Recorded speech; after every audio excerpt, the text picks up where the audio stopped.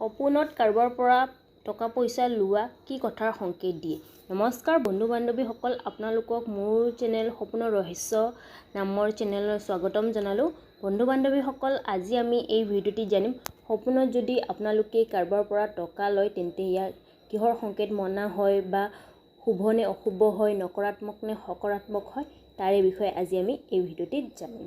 বন্ধু বান্ধৱীসকল, ভিডিঅ'টি আৰম্ভ কৰাৰ আগতে যদি আপোনালোকে এতিয়ালৈকে মোৰ চেনেলটো ছাবস্ক্ৰাইব কৰা নাই, প্লিজ ভিডিঅ'টিৰ তলত যি ৰেড কালাৰ ছাবস্ক্ৰাইব বাটন আছে প্ৰেছ কৰিব আৰু যদি আপোনালোকক মোৰ ভিডিঅ'টি ভাল লাগে তেন্তে এটা লাইক কৰিব। আহক তেন্তে এতিয়া আমি জানো সপোনত যদি কাৰোবাৰ পৰা টকা পইচা লোৱা দেখে তেন্তে কি কথাৰ সংকেত দিয়ে তাৰে বিষয়ে।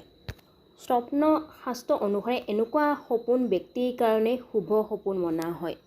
এনেকুৱা মনা হয় সপোনত যি এই ব্যক্তিয়ে এই সপোন দেখে তেওঁৰ যিটো আহিব লগা সময় তেওঁলোকৰ যি আৰ্থিক উন্নতি হ'ব বা আৰ্থিক লাভৰ ফালে সংকেত দিয়ে। লগতে তেওঁৰ যি আৰ্থিক স্থিতি সেই স্থিতিও মজবুত হয়, সেইকাৰণে এই সপোনক শুভ মনা হয়।